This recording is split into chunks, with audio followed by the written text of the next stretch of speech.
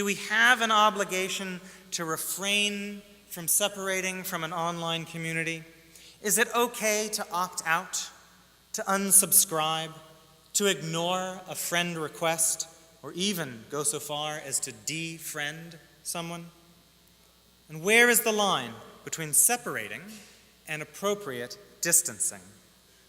These questions make me think of Groucho Marx, who on the one hand said, "I have a mind to join a club and beat you over the head with it," and on the other hand said that he refused to join any club that would have him as a member. Of those two, the second would seem to be more apropos of our topic. See, Groucho Marx had several times applied to join a country club, but had been turned down because he was Jewish. Finally, because of his prominence, the club changed their policy concerning him and agreed to allow him to join. In a moment of Jewish solidarity, or perhaps Marxian contrariness, Groucho decided that it wouldn't be right for him to join a club that excluded Jews, and therefore he made his famous quip. But the relevance for us today is that he realized that in order to join one community, he would have been essentially separating himself from another. But many of our experiences online might seem more like his first remark, being beaten over the head. How many times have we been a part of something online that went dreadfully wrong? Whether it was a flood of pointless emails claiming to be jokes, a series of rude or combative arguments in which everything was blown out of all proportion, or an email list that sounded like it should be something interesting, but in reality is the same people posting again and again to the list, and they only have a very limited amount to say, although they do say it constantly. Surely we can separate ourselves from that. And that goes to the whole crux of what constitutes a community, be it online or otherwise. A group and a community are not the same thing. Strangers waiting for a bus to arrive are not a community. Adding a comment to a blog does not necessarily put you in community with the blogger. The essential ingredient for community is relationship. If I may borrow from Martin Buber, the Jewish philosopher, an I-you relationship in which each party understands that the other party is a person and is deserving of respect and emotional involvement.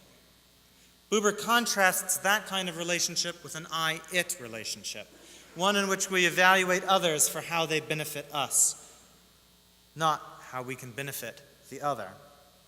A real community is a group that is concerned about benefiting each other.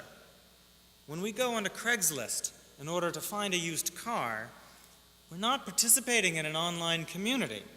Rather, we are looking for a one-way transaction. Recently, there has been a lot of talk about the creation of Jewish online communities. Online communities are the hot new thing, the next step of including technology. They will bind people together, and they may totally be the wave of the future, replacing synagogues altogether. It is also thought that online communities will be a great way to reach the next generation of Jews.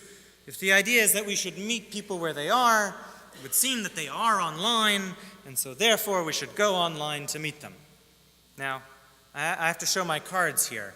I'm somewhat personally invested in synagogues.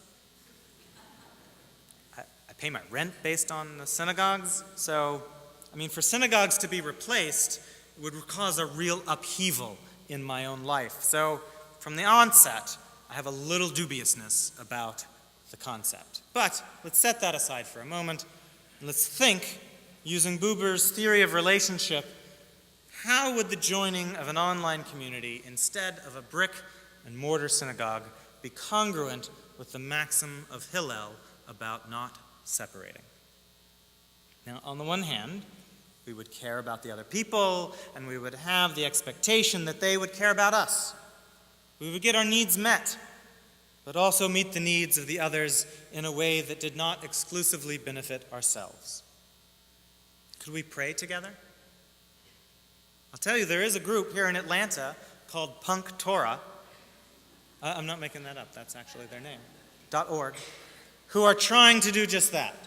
They have started with online prayer services, and they have launched a campaign to raise money to start One Shul, which they describe as the world's first online synagogue. According to their website, One Shul serves the needs of people seeking to worship God in a lay-led community for the 21st century.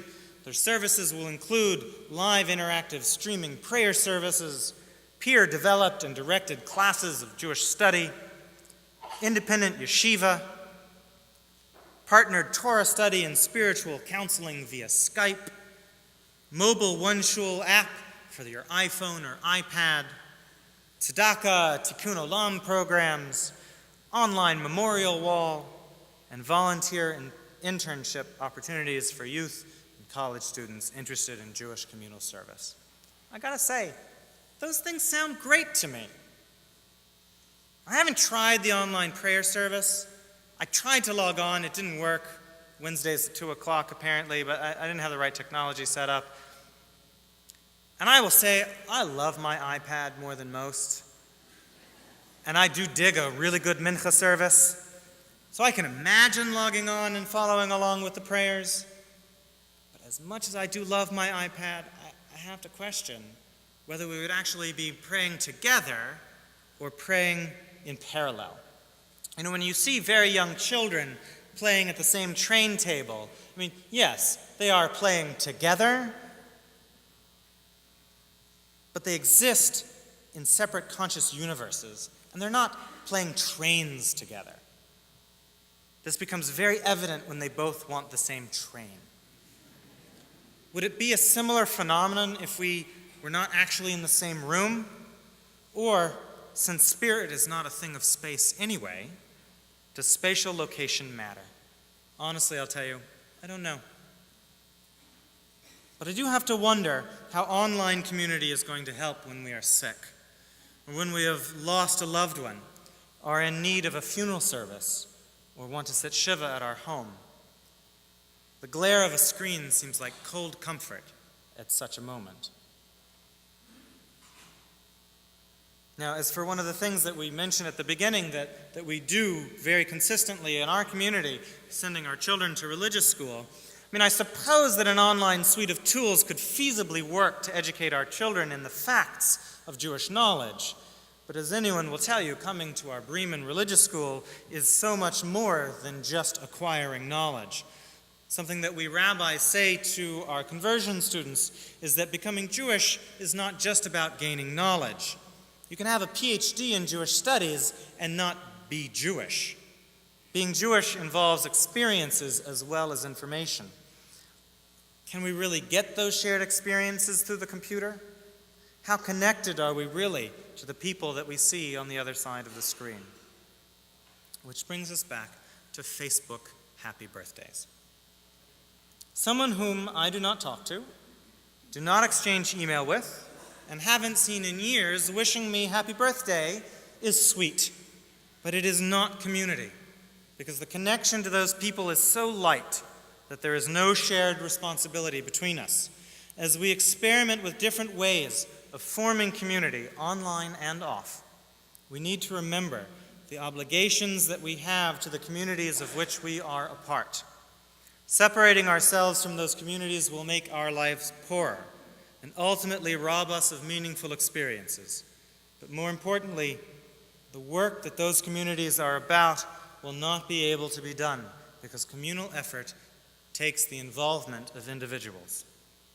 It is my prayer for all of us that in 5771 we are all able to fill our lives with involvement in the Jewish community, experiencing real connections between the people with whom we interact, and even if briefly, experiencing that higher reality we call God through our community.